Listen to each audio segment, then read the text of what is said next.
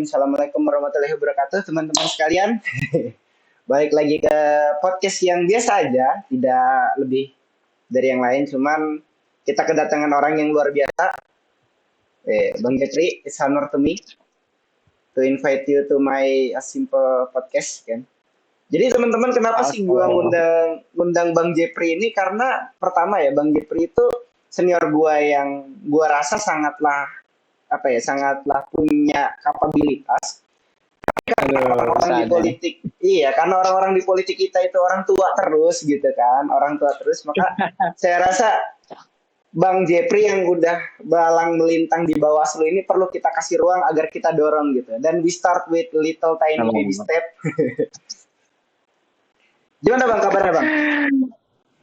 Alhamdulillah sehat. Sebelumnya makasih banget nih untuk undangannya, bisa sharing ya, sudah sekian lama ya, terakhir di 2021 kalau nggak salah ya. 2021. Alhamdulillah bisa ketemu lagi, ini channel yang sangat luar biasa. Banget. Iya, terima kasih. Oke. Sebenarnya kan judul daripada diskusi kita kali ini itu tentang pendidikan dan pemilu 2024, Bang.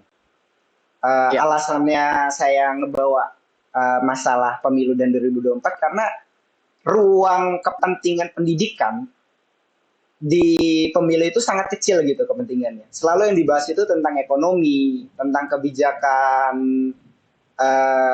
luar negeri, kebijakan militer dan lain sebagainya. Yang akhirnya kebijakan-kebijakan pendidikan yang sebenarnya punya porsi paling besar di APBN kita, yaitu 20% menurut UU nomor 3 tahun 2001 ya tentang pendidikan, minimal harus dialokasikan 20%, malah kurang gitu. Saya ngerasa selalu dari tahun 2014 sampai 2019 itu kurang disorot gitu masalah pendidikan. Dan karena Abang adalah lulusan S1 ini ya, pendidikan bahasa Inggris, dan bikin ini ya Bang ya, Yayasan Pendidikan Bahasa Inggris ya di Kota Bumi ya Bang? Iya, betul. Nah, gimana pandangan Abang soal pendidikan Indonesia lah, khususnya bahasa Inggris gitu, buat masyarakat-masyarakat yang non ibu kota kayak kita nih gitu? Iya. Oke, sebelumnya makasih selamat bergabung ya di channel luar biasa ini. Suatu kehormatan bisa, lebih tepatnya sharing kali ya, kalau mau memberikan sebuah pemahaman mungkin belum tepat ataupun kapasitasnya masih kurang, tapi saya akan coba sedikit memberikan suatu pandangan begitu ya. Ini menarik nih Lim, kalau kita bicara tentang politik, ya politik ini kan sesuatu hal yang di mana-mana sering kita tanpa sadar kita bahas. Nggak hanya di sekolah, kadang kan di pasar gitu kan, di warung kopi, kita selalu membahas tentang politik begitu. Tapi dalam semua pembahasan itu ya, dari semua masyarakat, enggak semua menyukai itu. Enggak semua membahas tentang politik gitu kan. Justru sebagian berpendapat bahwa politik itu adalah alat yang kotor gitu kan, rentan dengan korupsi gitu kan, nepotisme dan lain sebagainya. Nah ini bicara pendidikan juga hal yang sangat menarik pula. Jadi artinya ketika ingin membangun suatu bangsa gitu, maka kita butuh pendidikan ya, baik itu pendidikan formal, pendidikan informal, dan juga pendidikan non formal begitu. Karena di dalam dunia pendidikan, actually pendidikan itu dibagi 3 tadi. Pendidikan informal itu yang kita dapatkan di bukan sekolah, tapi itu di keluarga. Bagaimana kita diajarkan bersosialisasi, kita diajarkan untuk belajar tentang keagamaan, sopan santun dan lain sebagainya, cara ngomong, cara berjalan begitu ya. Begitu juga pendidikan formal di sekolah. Pendidikan di sekolah kita diajarkan banyak hal oleh guru. Dan di luar sekolah pun kita belajar di masyarakat. Nah itulah 3 bagian penting yang harus kita pahami, bahwa pendidikan itu bukan hanya berfokus pada lingkungan sekolah. Tuh. Dan ada beberapa perspektif dari beberapa orang begitu. Ada yang mengatakan bahwa pendidikan itu tidak ada hubungan dengan politik gitu ya. Ada juga yang mengatakan bahwa politik dan pendidikan itu tidak bisa terpisahkan. Karena di sekolah pun kita ada di dalam sistem-sistem yang itu melahirkan kebijakan-kebijakan politis dan lain sebagainya. Maka secara general dari semua pandangan-pandangan itu ada beberapa hal yang memiliki pandangan A atau B. Tapi saya melihatnya bahwa pendidikan itu tidak bisa terlepas begitu ya dari politik. Artinya ada sistem yang kita gunakan dan di situ pasti ada kebijakan, ada regulasi yang dibuat. Nah, itu adalah hasil daripada pemikiran. Jadi ada juga yang dalam hal yang lain bahwa di dalam berpolitik kita perlu yang pendidikan dong. Pendidikan adalah hal yang penting. Kenapa? Karena dengan berpendidikan kita memiliki kemampuan critical thinking yang baik begitu. Di situ kita akan mampu melihat sebuah policy apakah itu sesuai dengan cita-cita bangsa ini atau let's say ya di sekitar kita lah kebijakan yang dituangkan atau enggak. Nah, jadi secara general pendidikan dan juga politik dua hal yang saling berkaitan. Nah, kalau kita melihat bagaimana pendidikan di Indonesia, saya melihat bahwa kita sudah mulai tumbuh ya. Meskipun ini tidak menghilangkan beberapa hal-hal yang menjadikan Indonesia itu masih dianggap pendidikannya itu low gitu kan, masih rendah. Tapi beberapa hal pemerintah sudah mulai mengeluarkan kebijakan, contohnya adalah program-program kampus mengajar begitu, dan juga praktisi mengajar. Nah, itu sebuah hal yang baru saat ini, dan mahasiswa diberikan kesempatan untuk mengeksplor dirinya lebih lagi. Tidak hanya kampus mengajar, tapi kalau nggak salah ada belajar student independence. Nah, itu. Hal lain juga beasiswa sudah sangat banyak ya. Tapi dalam perkembangan pendidikan hari ini ada beberapa kebijakan yang dikeluarkan. Misalnya adalah program-program yang ditawarkan kepada seluruh siswa ataupun mahasiswa. Beasiswa yang diberikan ya begitu banyak. Tetapi kita harus terus meningkatkan sumber daya, kalau bisa dibilang itu prosperity dari guru misalnya, karena kita masih low salary gitu. Oke, ini gitu mungkin ini mungkin jadi fakta yang menarik ya buat teman-teman mungkin yang nonton dari ibu kota atau dari Pulau Jawa. Informasi bahwa gaji guru di Lampung, bahkan di Bandar Lampung lah, mungkin yang saya tahu lah ya, di Bandar Lampung itu 300.000 per bulan gitu. Sangat jauh daripada UMR gitu kan. Maksudnya seorang S1, seorang yang udah berpendidikan tinggi dibayarnya hanya bahkan lebih jauh lebih rendah daripada buruh istilahnya. Makanya itu juga sesuatu yang konsen dan itu hanya bisa diselesaikan dengan jalur politik gitu kan. Itu bukan sesuatu yang bisa Nah, itu makanya saya katakan bahwa pemerintah pun harus konsen kepada peningkatan ya, improvement kesejahteraan guru. Kenapa itu penting begitu? Kalau kita compare dengan negara-negara di Asia Tenggara, kita sangat jauh. Saya punya pengalaman ketika menjadi mahasiswa ya di S1 semester 5.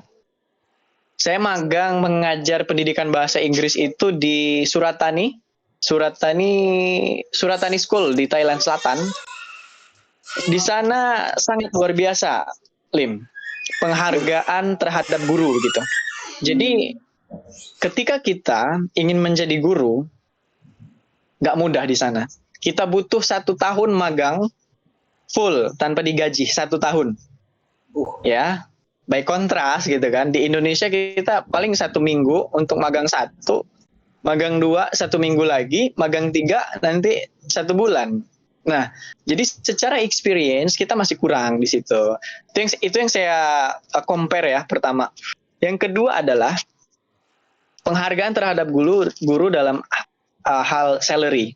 Di sana guru-guru itu sangat dihargai dan banyak ya guru-guru kita itu yang di Indonesia seperti yang tadi bilang ya, low salary gitu. Mungkin ada beberapa dosen atau guru yang ketika sudah sertifikasi gitu kan, sudah P3, nah itu gajinya ya lumayan tinggi gitu kan. Ya mungkin setiap negara punya hal-hal yang berbeda gitu. Tapi saya dulu pernah punya pengalaman, kita nggak bicara salary dulu deh, penghargaan guru gitu kan. Sekarang kan ketika bicara guru di Indonesia agak underestimate tuh. Guru doang gitu kan. Ya, betul. Tapi kalau di Thailand misalnya, kita magang pun 1 tahun. Saya pernah punya pengalaman itu, pernah satu mobil sama guru pamong. Kita berangkat dari rumah ke sekolah untuk mengajar. Dan di jalan raya itu terlalu ngebut. Sehingga di stop oleh polisi gitu kan. Ya polisinya bilang jangan terlalu ngebut dan banyak lah yang bicarakan. Dan guru saya, guru pamong itu hanya menunjukkan maksudnya nih kartu guru gitu kan. Dia punya ID card guru. Oke, Guru. silakan gitu kan. Saya tanya sama guru, kenapa gitu, why gitu kan? Kok semudah itu? Karena bagi orang-orang Thailand, teacher is hero. Jadi benar-benar yang dianggap sebagai pahlawan gitu. Di situ saya tersentak, masya Allah gitu kan. Di negara Thailand ini ternyata penghormatannya sangat luar biasa. Nah itulah Lim, kalau kita melihat di Indonesia artinya ada kesenjangan lah di situ. Dan itu adalah produk politik, benar nggak sih? Betul. betul. Lim gimana? Kalau Iya, aku kan kita sedih kalau bicara guru ya. Iya, kalau aku jujur sebenarnya kan yang selalu diangkat itu dari tahun ke tahun seperti yang aku tadi bilang ya di awal ya, tentang isu yang diangkat itu tentang lingkungan, tentang ekonomi gitu. Yang di sini ya isunya ke tenaga kerja dan lain sebagainya gitu. Dan isu pendidikan itu sangatlah lama gitu. Dan aku nih sebagai Gen Z gitu kan, aku kan sebagai generasi Z seperti judul podcast ini, beda kan. Kalau abang ini kan produk orde baru nih, lahirnya kan produk orde baru. Kalau saya kan lahirnya di era reformasi yang di saya lahir di era reformasi tapi dibesarkannya oleh rezim milenial, politikus asik gitu. Nah, kalau kami tuh, aku tuh jujur melihat what the big difference between generasi aku dengan generasi KJPRI gitu. Dan yang paling aku lihat di sini adalah generasi aku tuh lebih melek tentang infrastruktur gitu, tentang justice dan lain sebagainya. Tapi dalam waktu yang sama, generasi aku tuh kayak less respect dengan education gitu Kak.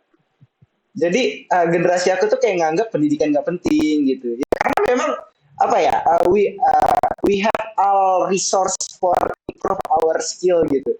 Kan Kak Jepri juga nih, Kak Jepri kan juga di YouTube tuh, di YouTube itu ngejelasin gimana cara bagi waktu organisasi dan pendidikan dan lain sebagainya. Nah, putus-putus nih. Iya, hujan enggak, maaf Kak, hujan. Ya, jadi kalau aku tuh gimana ya kayak sebenarnya dari segi mana gitu untuk kita ngembaliin trust generasi setelah aku mungkin atau generasi aku sendiri kalau ya education is important gitu. Kalau dari Kak Jepri gimana tuh? Bisa diulang, tadi suaranya putus-putus nih, mungkin gangguan kali ya. Iya, gimana nih?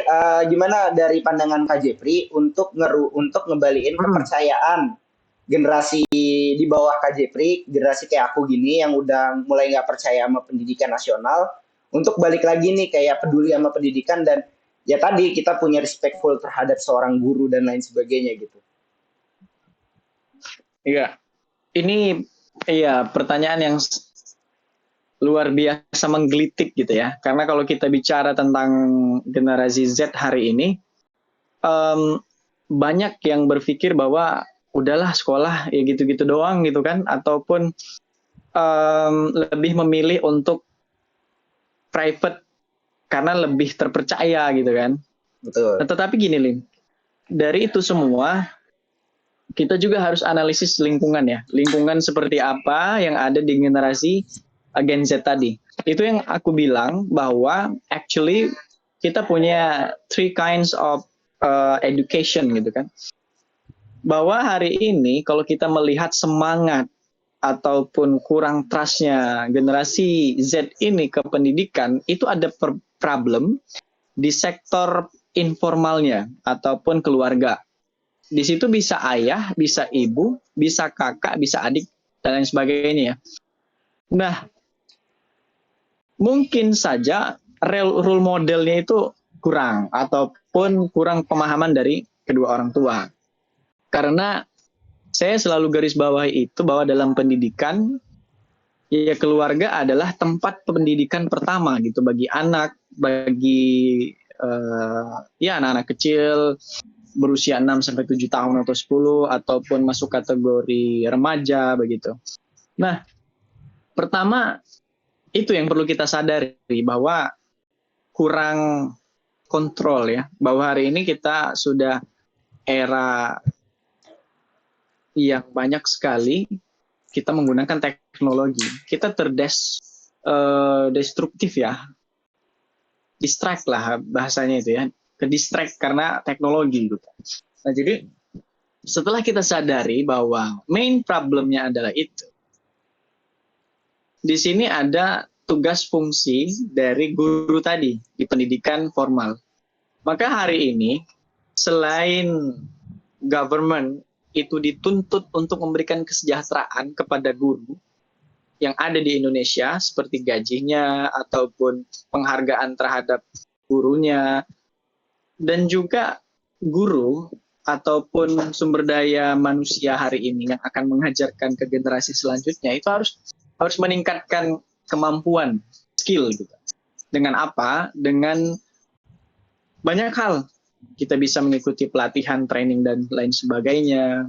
Nah, artinya harus ada strategi baru yang kita gunakan. Nah, mungkin karena saya basicnya dalam pendidikan, sebagian besar Gen Z itu agak sulit menerima learning method dari teacher karena most of teacher menggunakan apa ya, strategi kuno ataupun ancient method gitu, yang hanya menggunakan metode speech ya.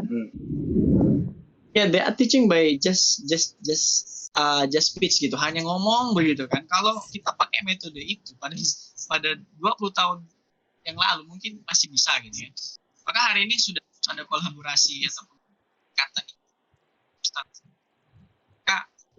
concernnya adalah bagaimana meningkatkan metode pembelajaran di sekolah. Nah, setelah kita bisa menggunakan teknologi ataupun digital learning tadi ya, kita bisa menggunakan media A, B, C. Di situ kita masukkan pendidikan kamu. Itulah menurut saya kenapa hari ini Gen Z itu agak sulit, ataupun yang Lim bilang tadi, gimana sih cara membalik trust-nya? Gitu. Harus upgrade skill, baik itu gurunya dan orang tua harus kontrol anak-anaknya, harus ada kolaborasi. Oke. Itu menarik Kak. Menariknya gini, aku dapat satu poin atau perspektif lain gitu. Salah satunya adalah selain putus ya. Halo tes, masuk nggak? Halo? Halo tes, masuk nggak Kak? Halo. Oke, aman. Oke. Aku dapat satu perspektif lain sebenarnya Kak, yaitu ilmu parenting buat masyarakat Indonesia gitu. Dan iya. Dan aku mengkritisinya itu dari ranah pendidikan itu sendiri gitu loh Kak. Kayak ilmu parenting itu ya biasanya sangat spesifik untuk perempuan gitu. Misal contohnya kalau di Muhammadiyah kita kan berangkat dari Muhammadiyah gitu. Ya diskusi-diskusi Imawati itu fokus parenting hanya kepada perempuan. Ataupun dalam hal ini diskusinya Nadatul Aisyah, Orto Muhammadiyah dalam waktu yang sama juga fokus kepada ibu-ibu aja gitu, nggak pernah menyentuh kepada laki-laki. Itu kan juga kayak semacam old methods banget gitu. Padahal kan untuk parenting itu harus ada peran ayah dan peran ibu gitu. Nah kalau dari kakak nih, apa sih Kak yang paling konkret yang menurut kakak yang paling dibutuhkan untuk parenting sekarang itu apa Kak untuk nge-support dunia pendidikan kita Kak? Iya, kalau bicara tentang parenting itu ya luas ya, baik dari penanaman etikanya bagi anak ya kan, dan orang tua sebagai role model begitu. Nah kalau bicara tentang sektor pendidikan khususnya di informal, nggak banyak orang tua yang aware akan pentingnya ilmu parenting gitu ya. Contoh misalnya kalau misalnya ada anak yang mendapatkan nilai kecil gitu kan, banyak orang tua kan kalau anaknya nggak bisa kan dimarah gitu ya, Betul. dimarah dan ditunjukkanlah rasa kecewa. Yang sedikit saya pelajari tentang parenting, bagaimana kita menanamkan beberapa prinsip dalam keluarga. Nah ini sudah bicara ini ya, bagaimana penanaman nilai-nilai di keluarga. Itu ada 8 nilai yang perlu ditanamkan atau perlu kita terapkan dalam mendidik anak ataupun ya adik-adik kita lah yang ada di rumah. Pertama adalah bagaimana kita menanamkan pendidikan religi. Nah, karena itu adalah kunci dari kehidupan gitu, menanamkan pentingnya kita menerapkan nilai-nilai keagamaan. Yang kedua adalah fungsi ekonomi.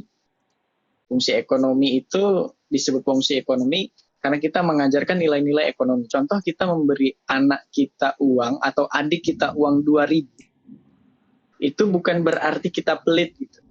Meskipun kita punya banyak uang nih, punya uang orang kaya banget lah gitu kan. Fungsi itu supaya kita mengajarkan menggunakan apa yang kita punya ya seperlunya.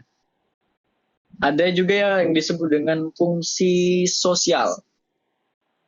Jadi kalau kita punya adik yang hobinya main games misalnya kan, ya coba kita ajak untuk bersosialisasi, ajarkan bagaimana cara untuk berbicara, ajarkan bagaimana untuk menerima tamu dan lain sebagainya ya.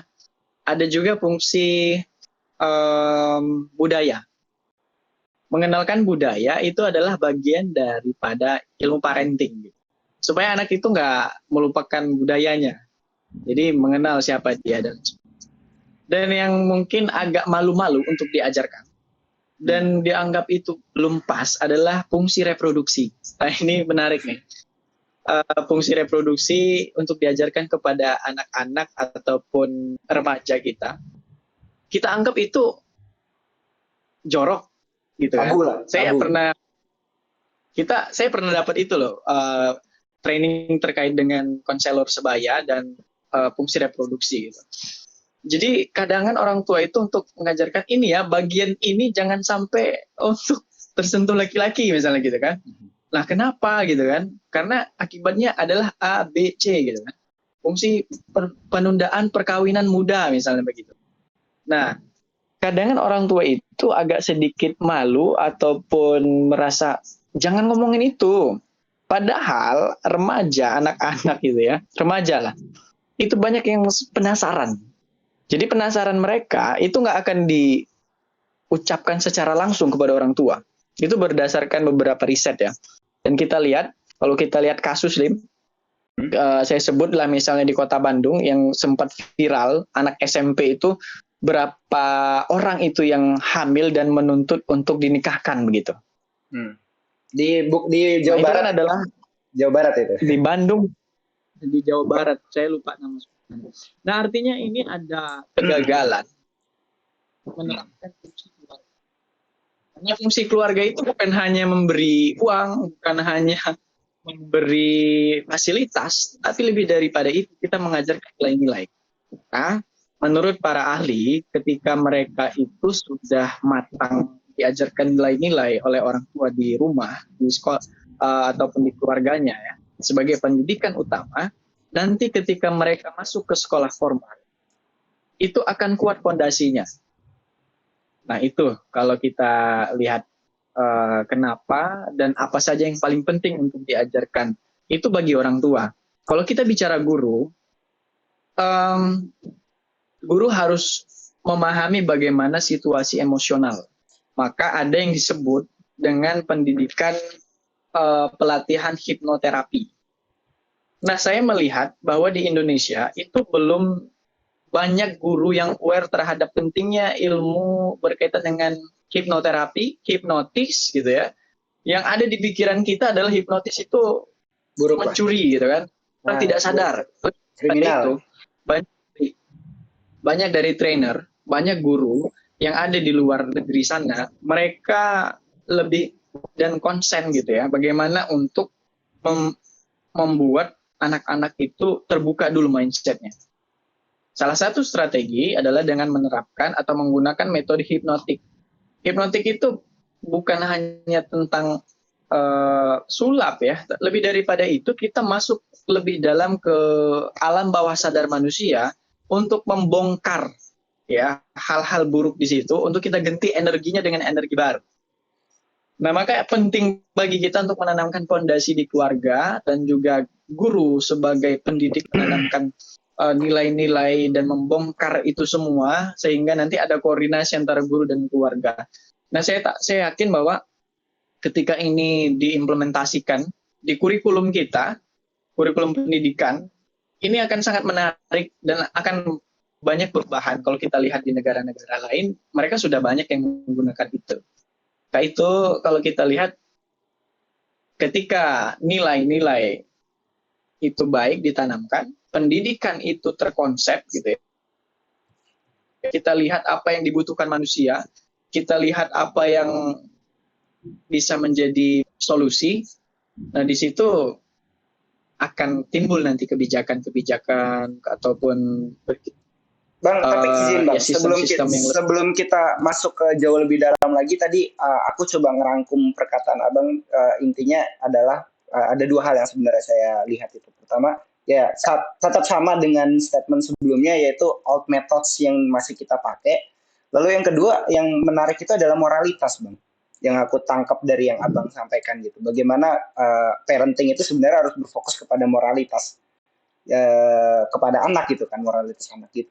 Nah, buat yang nggak tahu nih, kan abang kita ini, Abang Jeffrey ini, kenapa saya hormat betul sama beliau karena dia sudah mendapat beasiswa LPDP ke Birmingham kan. Jadi beliau ini bakal belajar bahasa Inggris langsung ke Inggris. Nah, pertanyaan saya bang adalah apakah nggak salah bang kita yang orang Timur ini belajar pendidikan, bukan belajar sastra ya, tapi belajar pendidikannya itu malah ke Inggris gitu bang, ke negara Eropa, bukan bukan kan, kalau logisnya kan kita ya ke negara-negara Arab yang memang lebih dekat kesusilaannya dengan kita, tapi kenapa harus nyampe Inggris itu bang? Nah, itu sih, itu pertanyaan yang menarik dan menggelitik bagi saya ya, karena memang kalau kita lihat bahwa pendidikan itu kan hal yang sangat fundamental ya, penting lah bagi kita untuk melanjutkan. Dan kalau pertanyaan kenapa ke Inggris gitu, ya simple sih sebenarnya, bukan berarti Timur di sana nggak baik, tapi memang untuk mendalami ilmu bahasa Inggris saya butuh ke sana. Tetapi gini Lim, ada beberapa teman-teman yang sudah berangkat ya, seperti ke Oxford dan juga ke Australia kalau nggak salah ya, negara-negara Eropa, mereka itu berasal dari jurusan pendidikan agama. Nah, saya tanya kan, ini kenapa sih kalian ngambil jurusan agama Islam tetapi di negara barat? Gitu kan, logiknya adalah kita ya udah ke Arab aja, ke Mesir gitu kan. Dan menarik dari jawaban beberapa teman-teman itu adalah kami ingin belajar bagaimana studi perbandingan agama, kata mereka. Dan di sana, meskipun kampusnya adalah di negara barat, tapi banyak sekali profesor ataupun ulama-ulama yang mengajar di situ, itu sangat luar biasa, kata mereka. Kalau mau belajar tentang berbagai hal terkait dengan agama, saya awalnya nggak expect, emang ada ya di kampus-kampus luar negeri itu, terutama di negara barat itu lebih banyak ataupun banyak mahasiswa yang milih untuk studi perbandingan agama di sana. Nah, jadi kemarin ada satu teman yang udah berangkat gitu kan. Dan jawabannya ya seperti itu. Nah, kalau saya pribadi, kita nggak bisa menafikan ya bahwa Eropa itu sistem pendidikannya adalah salah satu yang terbaik begitu. Tetapi dalam hal ini memang sebagai negara Muslim, sebagai negara Islam di Indonesia, banyak kita yang konsennya kalau mau melanjutkan pendidikan berkaitan dengan agama ya kita ke Timur Tengah gitu kan, dan lain sebagainya. Saya rasa setiap orang punya perspektif beda-beda ya. Tetapi hari ini harus diakui bahwa Indonesia harus banyak belajar dari negara barat khusus tentang sistemnya, sistem pendidikan. Let's say bagaimana tadi saya katakan negara tetangga kita itu Thailand itu sudah jauh luar biasa pendidikannya dibandingkan kita ya. Saya nggak mengatakan di seluruh Indonesia itu lemah. Lebih tepatnya di Indonesia itu tidak merata. Ada yang kualitasnya sangat tinggi sekali, tetapi bayarnya itu berpuluh-puluh juta gitu kan. Iya betul. Untuk yang nggak mau bayar ya sudah gitu. Pendidikannya ya gurunya masuk jam 7, masuk kelas udah ngasih soal, keluar dan lain sebagainya. Nah, bagaimana sih strategi kita ke depan untuk menyempurnakan ini adalah kita harus menengok ke beberapa negara yang sudah maju gitu ya. Bukan berarti negara barat bukan Islam, tetapi kita menutup mata nggak mau belajar itu. Maka itu terjadi kan dulu di zamannya Kiai Haji Dahlan kan, ketika beliau dikritik, kenapa sih menggunakan bangku, sedangkan bangku itu adalah produknya orang kafir begitu kan. Ya, betul. Nah, tetapi kan kita tidak mengambil itunya ya, bahwa itu adalah menjadi alat gitu. Dan hari ini terbukti bahwa Muhammadiyah ataupun Nahdlatul Ulama gitu ya, dua ormas yang besar ini memberikan kontribusi besar nih untuk pendidikan. Betul, sepakat. Muhammad. Ya, jadi semoga aja Abang habis dapat LPDP ini pulang ya ke Indonesia ya, karena banyak orang habis dapat LPDP nggak mau Itu pulang. kontrak sih. Tapi banyak juga Mbak, teman-teman itu yang nggak mau balik gitu. Iya, ya pulang lah. Makanya Bang, aku tuh sebenarnya punya pertanyaan cuman agak nyeleneh Bang. Kayaknya LPDP ini Boleh. kasihnya ke aktif. Iya, ini ke aktivis aja nggak sih Bang LPDP itu? Jangan ke orang pinter. Kalau orang pinter kan rasa cinta tanah airnya mungkin agak lebih di bawah sama teman-teman aktivis gitu kan. Gimana kalau menurut Abang itu untuk yang gitu? Ini pertanyaan nyeleneh aja sih.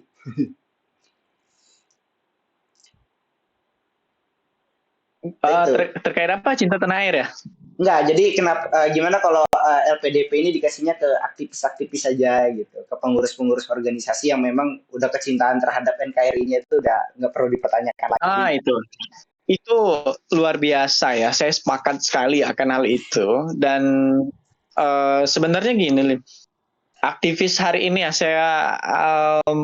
kita agak bicaranya mungkin nyeleneh tadi ya. Ya agak nyeleneh ya Bang ini. Agak nyeleneh ya. Hari ini aktivis itu harus upgrade dalam sisi relasi dan sisi konsep kehidupan ke depan. Kenapa? Hari ini boleh kita mengkritik pemerintah. Saya pun hobinya demo kan dulu kan. Dan kita pasti punya hal-hal gitu kan. Nah tetapi gini, dulu pada eranya Pak Harto, mungkin mahasiswa bisa menurunkan itu dengan sistem ini ya, kebersamaannya, dengan pergerakannya begitu. Dan kita menyuarakan itu di jalan. Oke. Mungkin itu adalah hal yang tepat pada waktu itu. Tapi kalau kita lihat hari ini, beberapa tahun kebelakangan, sangat luar biasa kan gelombang mahasiswa itu. Tapi kenapa sih masih sama seperti itu aja gitu kan? Apakah dengan hal itu bisa membuat mahasiswa itu idealisnya tinggi ataupun aktivis itu dinilai plus gitu. Nah bagi saya hari ini aktivis harus upgrade ya ke level yang lebih tinggi, bagaimana mengkonsep sebuah gerakan yang terstruktur, yang itu jangka panjang. Dalam artian nggak musiman. Saya nilai hari ini banyak aktivis yang gerakannya adalah musiman gitu. Musiman dalam kenapa? Ketika ada isu A dari pemerintah, di situ kita kumpul. Di situ kita bahas bagaimana sih untuk melawan itu. Lawan kezoliman misalnya contoh. Iya betul. Tetapi dalam hal yang lain, kita tidak menyiapkan diri kita ataupun penerus kita untuk menghasilkan sebuah konsep gerakan yang terstruktur. Contoh ya, mungkin hari ini banyak ideologi-ideologi yang masuk ke Indonesia itu, mereka nggak terlalu koar-koar, tapi mereka membangun itu jangka panjang. Yuk kita siapkan Lim untuk bagian politiknya, kita support dia untuk sampai ke atas. Nanti kalau sudah di atas, itu enak loh. ngubah sistemnya, ya kan? Jeffrey, kita siapkan di bidang apa? Misalnya pendidikan. Nanti kalau di situ dia fokus di situ, kan ke bawahnya akan mantap.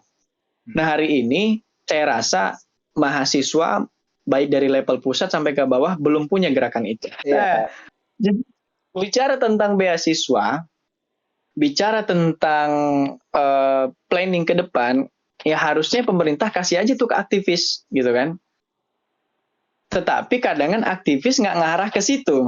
Mereka lebih ngarah ke pragmatis ataupun mereka lebih ke ya sudahlah, saya kuliah aja gitu kan. Yang penting saya punya relasi, cukup nih relasi saya gitu.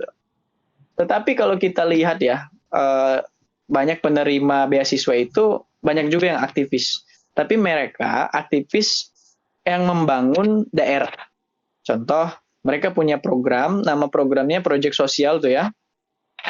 Nah, di situ mereka membangun project itu nanti dijelaskan. Karena ada esai nanti, Lim. Di esai itu kita akan jelaskan apa aja yang sudah kita lakukan dan lain sebagainya gitu kan. Kita punya pengalaman membangun A, project B dan lain sebagainya, kita nanti wawancara. Dan itu banyak kok aktivis juga yang keterima. Nah, jadi kalau kita bicara aktivis kita hari ini, kita harus melek ke situ. Artinya, kita harus membangun yang tadi saya sebut dengan strategi jangka panjang. Salah satunya adalah dengan pendidikan dan melihat hal-hal itu. Contoh, saya mau jadi menteri misalnya. Oh, saya harus lanjut nih pendidikan. Coba deh beasiswa ini. Nanti kalau sudah dapat kita turunkan. Ya, ini agak sedikit nyeleneh juga ya pemikiran-pemikiran. Namanya sharing ya, opini kan. Iya, betul. Nanti juga diserbu sama mahasiswa. Oh, lo ini gimana sih ngomongnya? Ya, namanya juga saya mah masih mahasiswa Bang, salah tinggal minta maaf. Nah, Oke. Mungkin itu aja sharing kita pada malam hari ini karena saya yakin Bang Jepri masih ada kegiatan-kegiatan lain yang santai. Artinya dalam pembahasan kali ini memang ini nggak terlalu spesifik ya kita bicara. Ya, namanya silaturahmi lah ya. Tapi menurut saya, balik lagi, dalam arti pendidikan dan politik itu adalah satu satuan yang tidak terpisahkan meskipun beberapa orang tidak menerima itu. Betul. Jangan samakan pendidikan dan politik, misalnya begitu. Dan bicara tentang strategi ke depan, bagaimana pendidikan, kita tadi lebih banyak ke pendidikan ya. Nah, itu kita harus banyak kolaborasi antara kita sebagai mahasiswa, guru sebagai pendidik, orang tua sebagai yang kontrol. Itu adalah satu kesatuan yang semuanya harus belajar gitu. Jadi nggak mesti siswa atau mahasiswa aja yang belajar. Guru pun harus belajar, dosen pun harus belajar bagaimana caranya menghormati, menghargai talent, skill dan sebagainya supaya si murid atau yang lainnya nggak merasa dijudge gitu. Dan balik lagi, mudah-mudahan ya kita bisa tangkap itulah, karena ini sudah masuk tahun politik. Banyak hal yang bisa kita pelajari gitu. Mudah-mudahan nanti kita bisa diskusi. Yep. First thing yang aku pengen omongin adalah it's honorable for me to welcome you, my mentor and my instructor. Dan yang kedua adalah semoga ada kesempatan kita podcast bareng dengan alat yang lebih baik dan kondisi yang lebih baik juga. Semoga Abang sukses ya. Semoga Abang sukses di semua lini. Dan saya menunggu Abang menjadi salah satu pembangun di negara ini. Oke, itu aja dari aku. Jangan lupa. Ya, terima kasih kita. Jangan lupa ini subscribe, like, dan share buat yang suka-suka. Dan support terus YouTube aku biarin next-nya aku bisa undang orang-orang yang lebih hebat lagi, yang pastinya compatible-nya nggak di bawah Kak Jepri, tapi saya yakin Kak Jepri punya kualitasnya sendiri di antara pembicara-pembicara aku di next waktunya. Oke, itu aja dari aku. Terima kasih. Dadah, goodbye.